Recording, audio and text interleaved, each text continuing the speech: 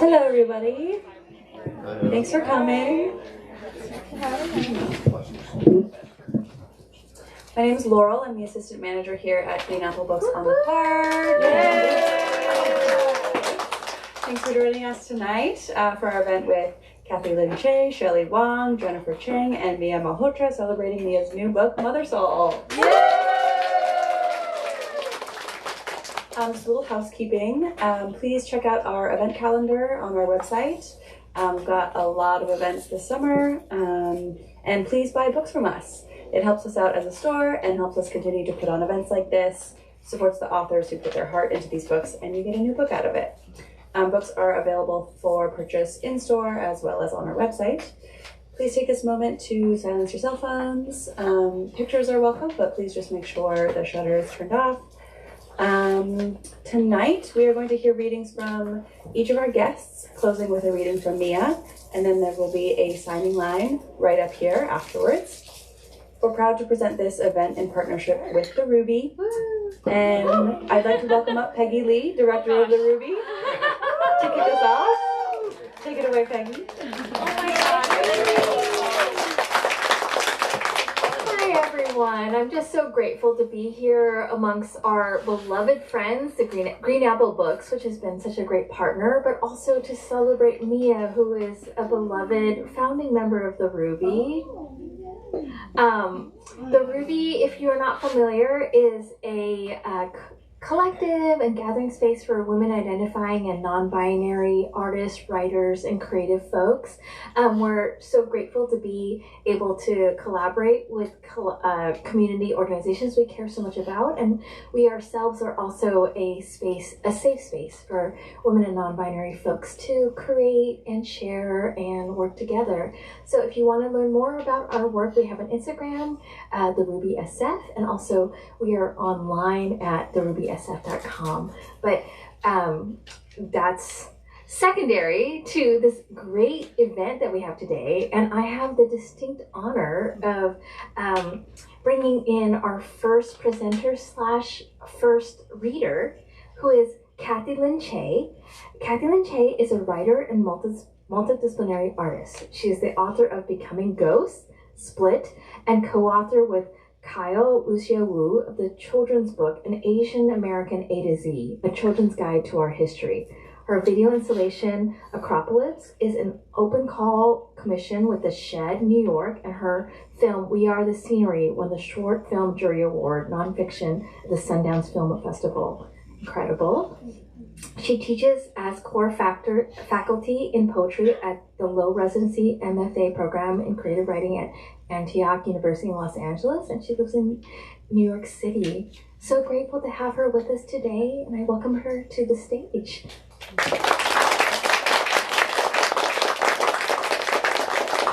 Thank you so much. It's so lovely to see everyone here to celebrate Mothersalt. What an amazing achievement. Thank you so much to first of all, Green Apple Books, the Ruby, also to the fellow readers, Jennifer S. Cheng and Shelley Wong, who are incredible writers. So everybody all around, it warms my heart. How we know each other is actually through Kundimon, which is an Asian American literary space that I was executive director for a number of years, and am actually returning to on Monday. So yeah.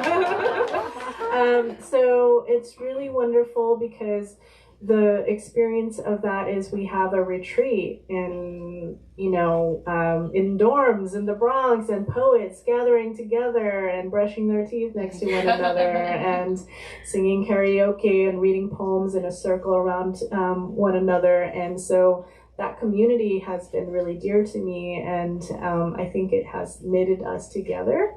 So it's wonderful to also gather us together for this reading. I'm incredibly excited for that, to celebrate all the books, but including Mia's. And so that's, let's kick off the show, I guess. So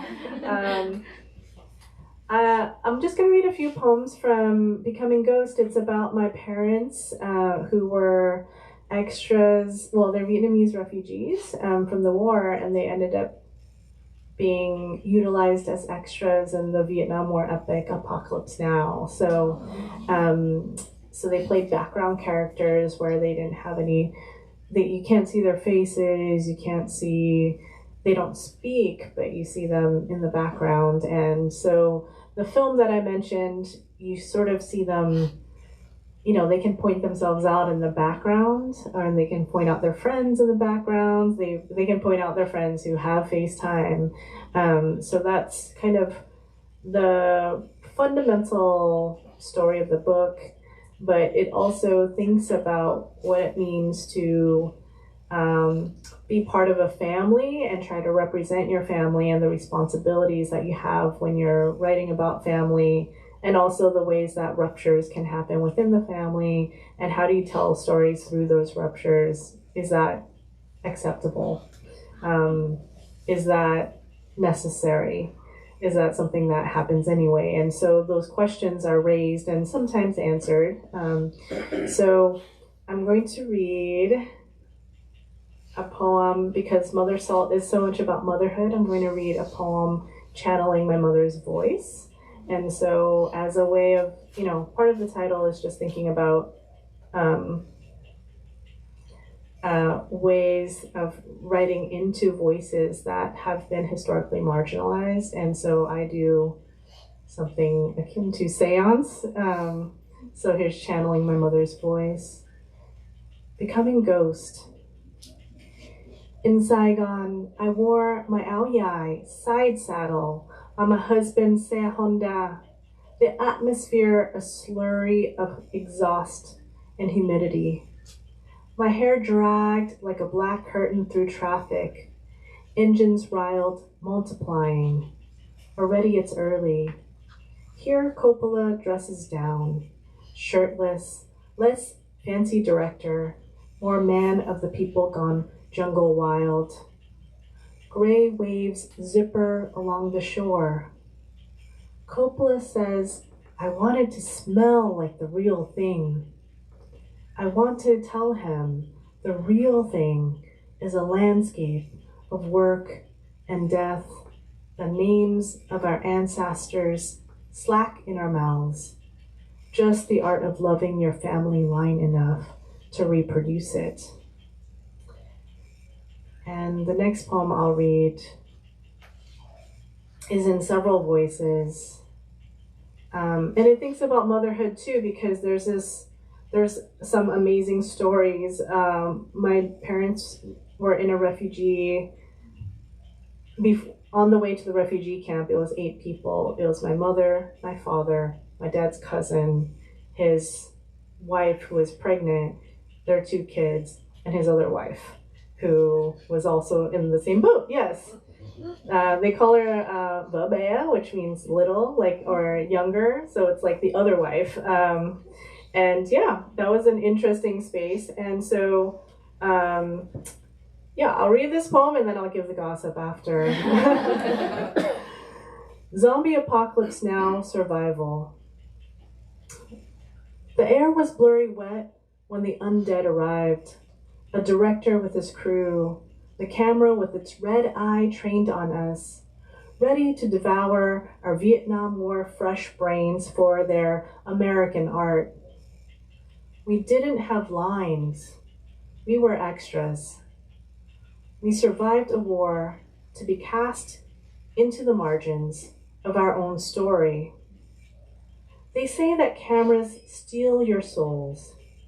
Sometimes they do. Sometimes they pay minimum wage, which is more per hour than I earned the entire year working as an apprentice to a tailor.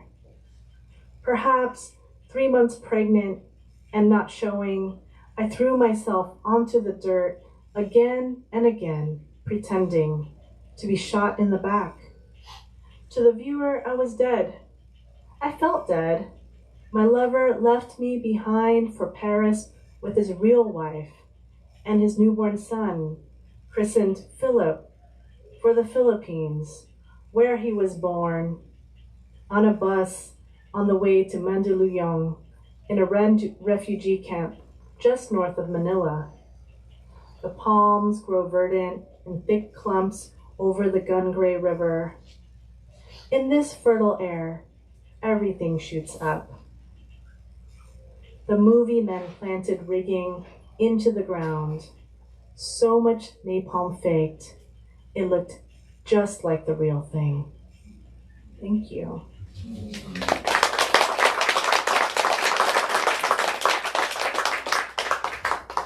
So thank you for being an amazing audience. Oh my God, cheers to you all.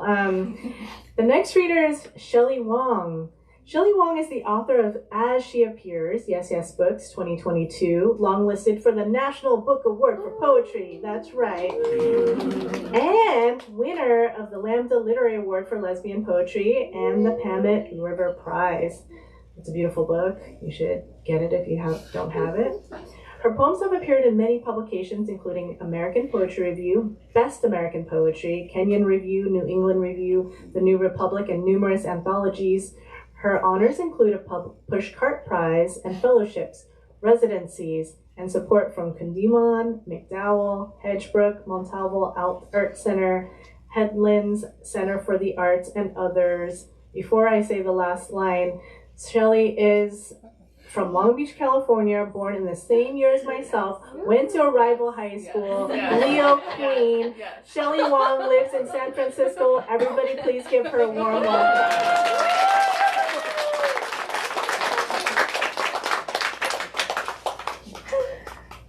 The best, Cathy Linh Che. And this celebratory launch event is the best because it's so deeply honoring to be part of this event celebrating Mia's second book, amazing book that she's shared so much about her process and inspiration and just knowing how much care and love and radiance she brings to everything that she does and building community and to the page. I'm so happy to have this book in the world and to be with you tonight and to be with amazing Peggy, amazing Catherine, precious Jennifer, yes, all the feels. So I will, what I would read the last poem in the book and the first poem that I wrote for my second collection and thinking about my family lineage and especially the mothers. This is the last poem I wrote for the collection. It's called Pandemic Spring. Golden Gate Park rises before me. I follow different paths because this is no time for order. What's new is the greater quiet, as if the world is echoing me. A tentative glance, no touching. Along the secret lake, I linger under a cherry tree in full blossom, as is my ancestral right, something my Ohio friend once said to me about hunting in Virginia. When the petals fall, I think, all my karaoke dreams.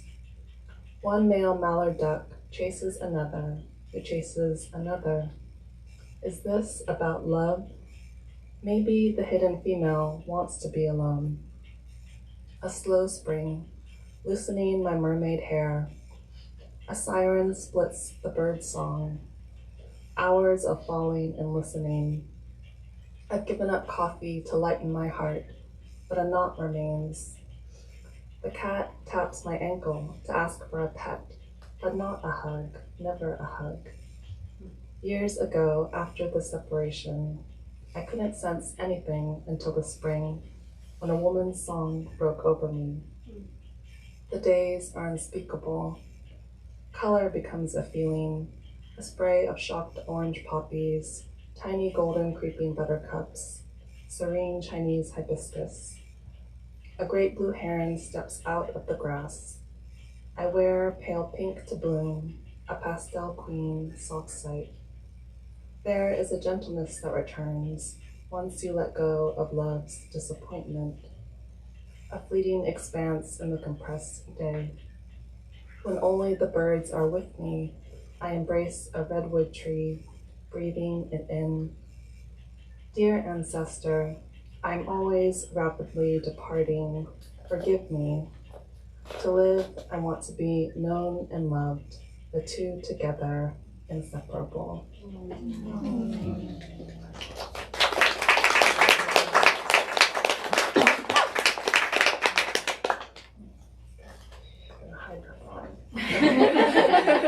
And then the second poem I wrote is thinking into the next book project and thinking of the ancestors. So I'm fourth generation Chinese American. All my great grandparents immigrated along the West Coast, and so I'm doing that dive into research and thinking of California during the time of Chinese exclusion and into the present day. And it's mostly focused in Northern California. So this Southern California is kind of a detour, but that's where I grew up. And it also makes reference to discussion of the Page Act, which is the first anti-immigration legislation about preventing Chinese women from immigrating because they didn't want Chinese people to have families. But yeah, through great struggle, some of them were able to. So this is called How to Live in Southern California. And this was written in 2018 for context. Stay in the car and move from one air-conditioned location to another chill location, perhaps in a tour of movie theaters. After a long winter back east, 76% of California's population is facing abnormal dryness or drought. My family went to Palos Verdes to look for gray whales, where the water was rough and edged with mansions. As of June 19, 2018, 3% is affected by extreme or exceptional drought. The Pacific Ocean is a stage for an altar or a talk show. On the boat, my mother said, "Don't turn your back on the ocean." Drive down Pacific Coast Highway in a long curving line, past Seminole Palaces, neon seafood shacks, and offshore oil rigs, while listening to Fleetwood Mac and Frank Ocean. Since the 1800s, my family has lived along the West Coast, from Seattle to San Francisco to Long Beach, where the sun so often set without our watching. Come to Disneyland, the Hollywood sign, to Paradise by the Highway. At 3 a.m., there's always another milkshake, another strike to roll in the bowling alley of an Art Deco hotel. After discussing polygamy in Utah in 1875, President Ulysses S. Grant said, "I invite the attention of Congress to another, though perhaps no less an evil, the importation of Chinese women, but few of whom are brought to our shores to pursue honorable or useful occupations." The spectrum of drought conditions is color-coded from yellow to dark red. In Los Angeles, people drive for the experience of driving, to be at the beach and in the hills within the same hour. The drought website is maintained by the National Drought Mitigation Center. Walk out to the end of the pier. The good luck is when you don't feel the weather. With sunglasses, you own a particular glamour. Thank you.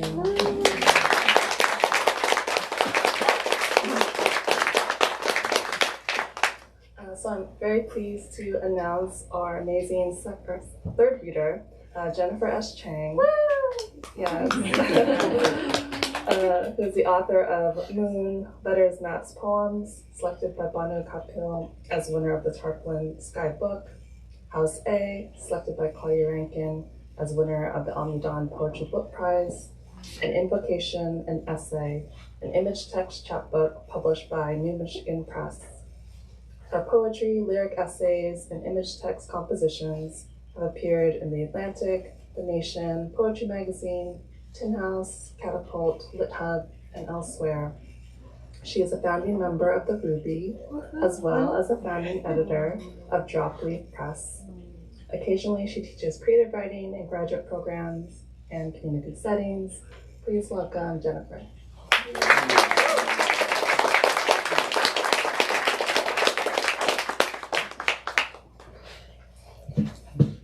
Thanks, Shelley.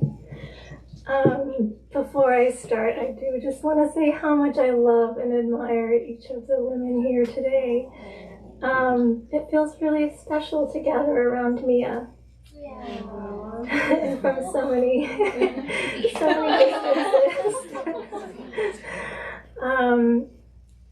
Yeah. I'm not going to read a whole bunch from my own work, mostly because I love Mia so much, and I ask you to forgive me for allowing that to spill over into this space tonight. I prepared. I'm like more nervous than I am when I read my own stuff.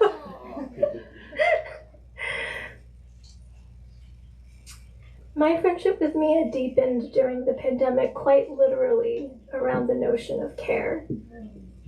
By that I mean a small group of us weird moms gathered around and together developed a poetics of care. Over Zoom and text, we discussed the connections between tending and tenderness and attention. We sent notes and little gifts. We evolved art practices in each other's company, embroideries, daily sketchbook drawings, grounded in the pleasure of slow attention and the impact of every tiny stitch. In that space, I came to think of care as a poetics and an ethics, to borrow a term from Fanny Howe. To think of care as a poetics and ethics that we are all meant to navigate by. And this, I think, is the heart and the lungs and the breath of Mothersalt and how this book participates in miracles.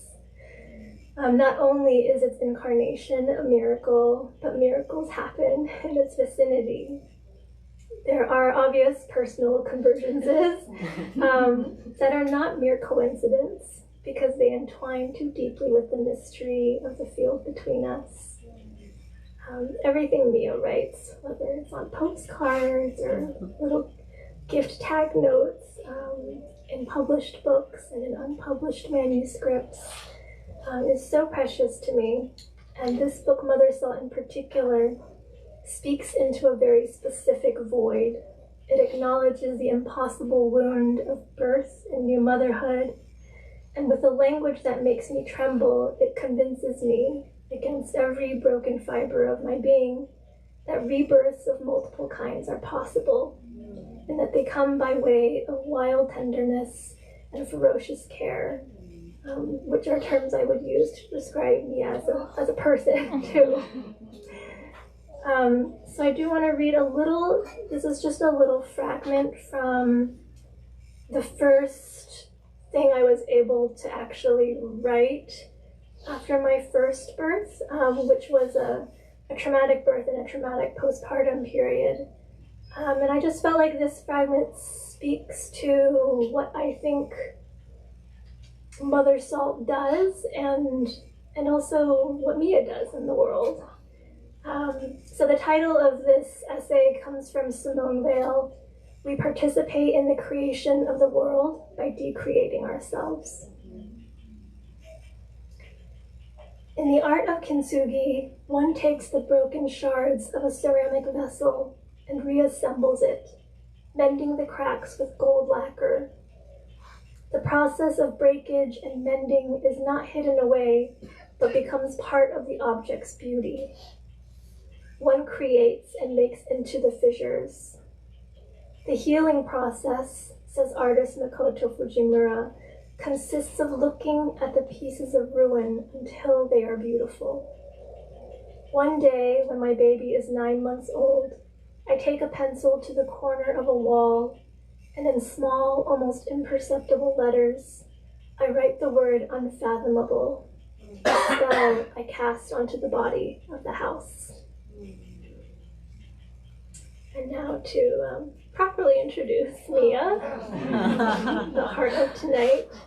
Mia Ayumi Malhotra is the author of Isako. Oh wait, I'm gonna read the proper.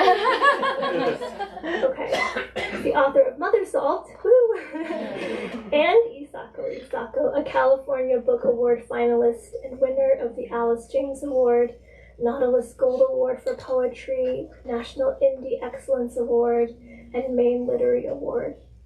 She is also the author of Notes from the Birth Year, winner of the Bateau Press Chapbook Contest. Her work has received the Hawker Prize for Southeast Asian Poetry and the Singapore Poetry Prize. And she is a Kundiman Fellow and founding member of the Ruby. She currently teaches poetry at Left Margin Lit. I highly recommend her classes. And is working on a new book about music and the interior life.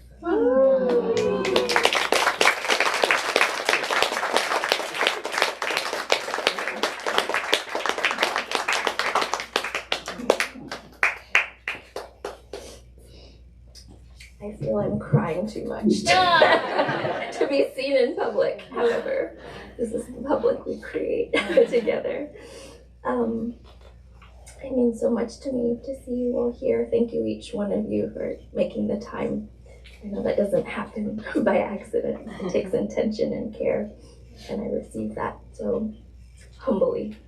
I have a lot that I want to say, and that's why I wrote everything down, because the evening is so precious and I don't want to forget anything. First things first, I was hoping that we could all say hi to my family that were on the live stream. Oh, also my parents and my auntie and my uncle and my dear children. They're here also. Family has so many wonderful layers. The layer I carry closest to my heart, though, my kids and Mark, my partner, they're watching on the live stream. So I don't know how everyone can see it. Can we turn it But around? How did you make that? Where are the children?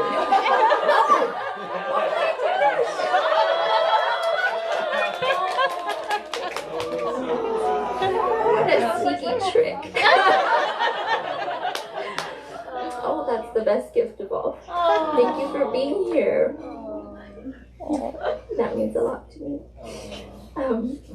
Okay. Of course, I also want to thank Peggy and the Ruby and Carr, who isn't here but helped set this whole thing up, and Laurel and Green Apple Books, and of course Alice James Books. And it goes without saying Cathy and Shelley and Jen for your presence here. Thank you so much for being the ones to stand by me as I bring this book into the world. As I was preparing for this event, I knew that I wanted these voices specifically in the room with me and with all of us. I wanted their goodness, their magic, their ferocity, and their fire. When I first met them so many years ago, I knew that theirs were the voices that I wanted to shape the world that my kids would grow up in. And over the years, I've witnessed them at work, beautiful, brilliant, fearless in the ways that they have named themselves and the stories by which we come to know ourselves. I'm grateful for the ways that we as a community have held and cared for one another and our work. In so many ways, Mothersalt is a deeply painful book.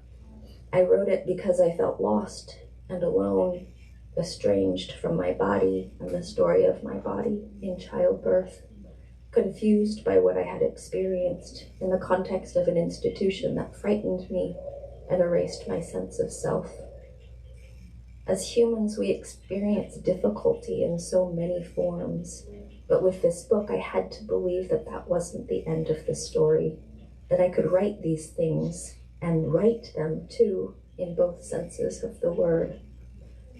When I started writing Mothersalt, I didn't know if it was possible to hold these two pieces of my identity together, mother, artist, and yet here I am, and here we are, nearly 9 years later, all of us holding the pieces together, imagining a world characterized, like Ruthasala said, by continuous forms opening into other forms, a world in which care begets care begets care.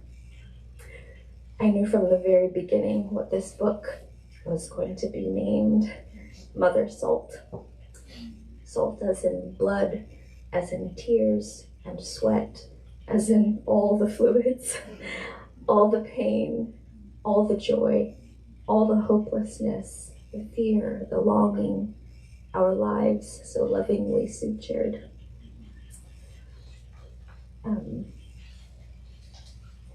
I do hope that those of you who ordered books ahead of time will pick up your gifts before you go. This book really is a gift that I want to give to each one of you. And so with that, I'm just going to start reading, and I'm not going to stop because motherhood is just one of those things. But just continuous forms, opening into continuous forms. This is from the title poem sequence, Mothersalt. And this feels so official. I'm so happy. Like an object from space, birth language is a sign of alien life. Mucus plug, meconium, also the language of newborns with its twisted syntax of sleepless nights and bleary, milk-washed mornings, rooting, latch, fore and hind milk. For now, this private lexicon of flutter kick, swim, what feels like a heart tumbling through the body. Increasingly, I lose my breath, caught in the close room of pregnancy. I imagined you were a rag doll, a belle, a beautiful boy. I braced myself for the impact of bone breaking through and woke longing for you, the certainty of your head bobbing against my breast. On mothering, tell me again about mothering, about the form it takes. Interruptions, fractured sleep, the weird circularity of the days accreting towards some hazy, impenetrable distance.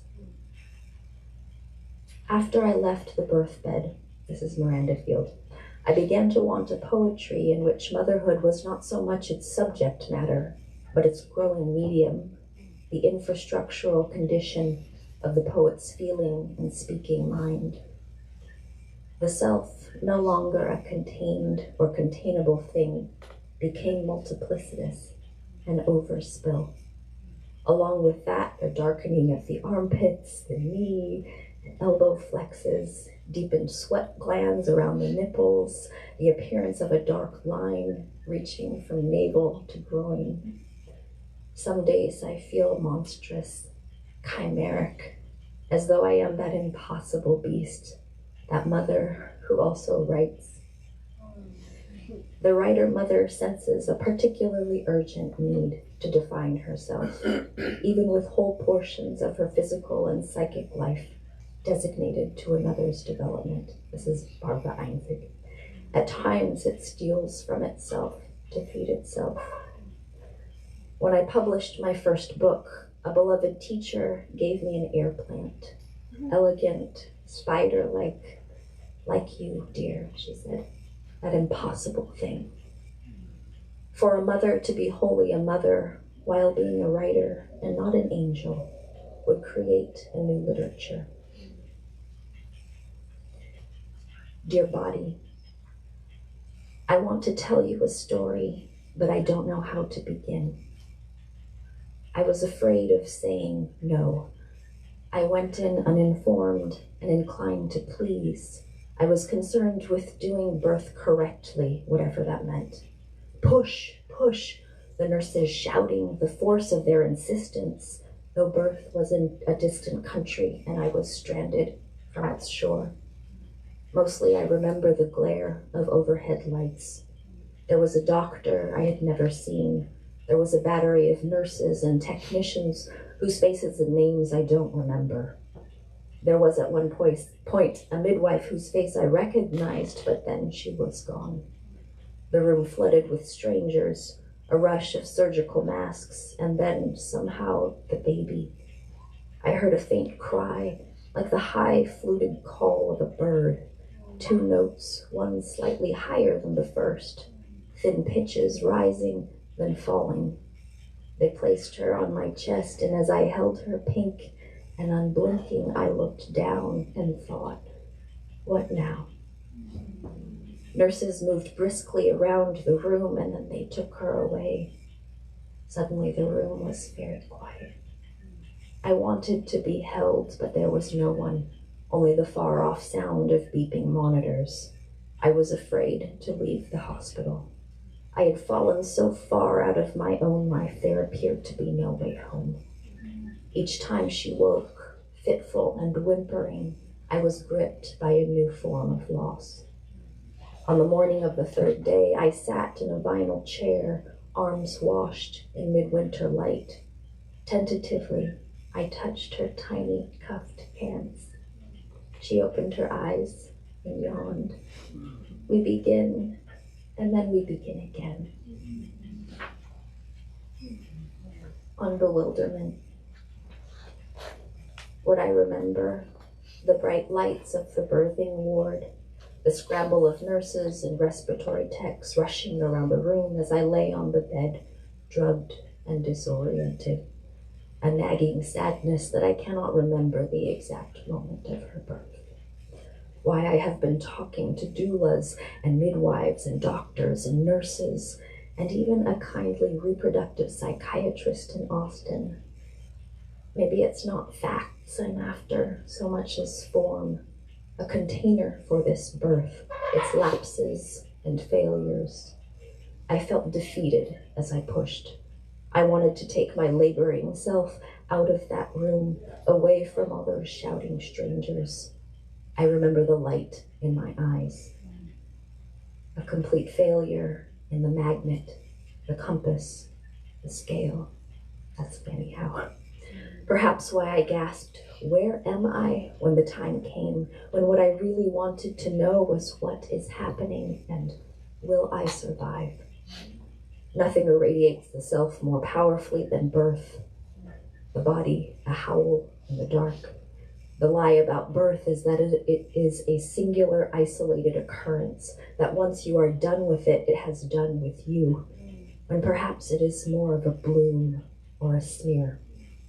Long after the act is complete, birth lives on in our bodies, persisting like an enchantment or a bad dream, depending. Bad Birth, a retrospective.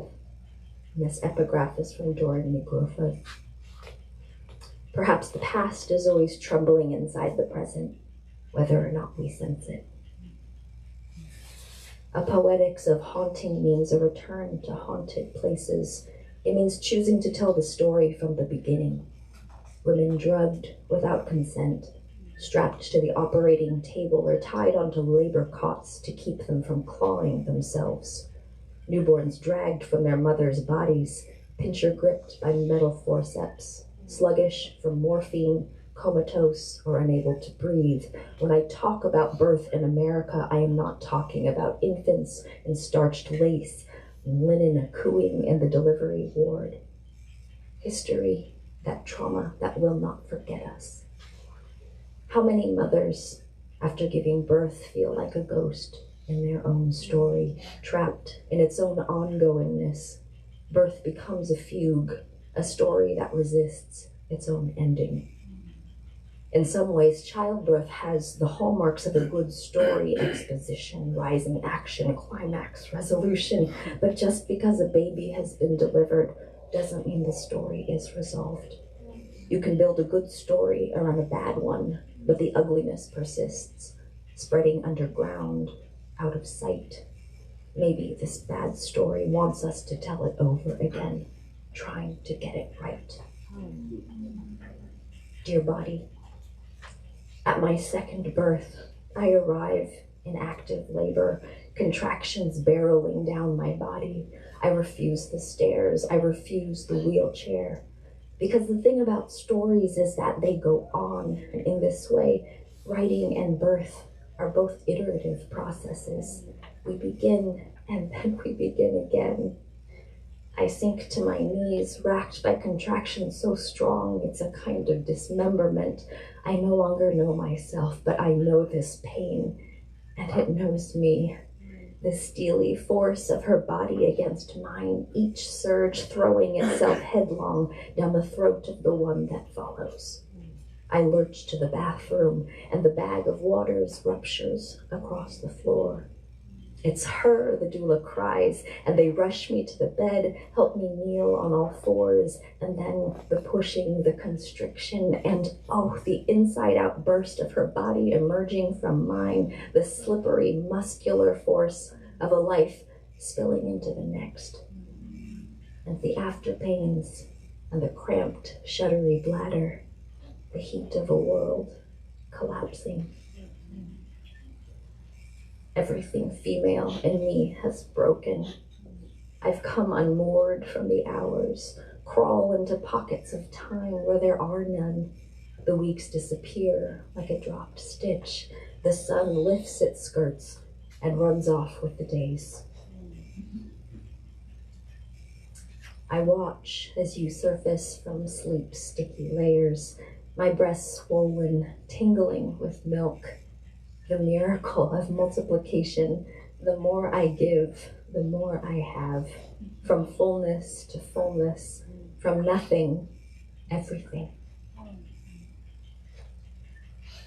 Dear body, if birth is a story, maybe I can write it backward and forward. Maybe I can gather the threads and weave them into a nest in remembrance of how things could have been. In another life, I wake in the middle of the night and stumble to the bathroom. Behind me trails a thick, wet river. In this other life, the house fills with mothers who come from war, who have lost homes and countries. Mothers who gave birth in the desert behind barbed wire, who stood in line for milk and put their babies in empty wash basins to save them from dust storms. In this other world, they crowd into the room, holding me as I break apart. It's her, we say, and press her to my chest. We massage her vigorously, the umbilical cord pulsating like a living thing, and she is blue, then purple, then pink, and finally a wild red, and at last she gurgles and begins to cry. In this other world, I surge with colostrum, and the drops of this sticky new life are thick and yellow, beating on the nipple. I cradle her, marveling at her hands, the pale crescents of her fingernails, my tiny, exquisite miracle. For we have passed through death and emerged wet and bleeding. In this way, we are torn apart and stitched back together. I love you all. Thank you.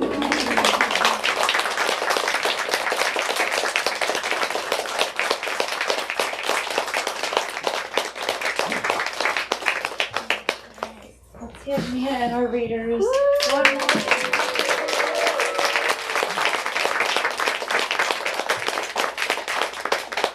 Thank you all so much for coming out.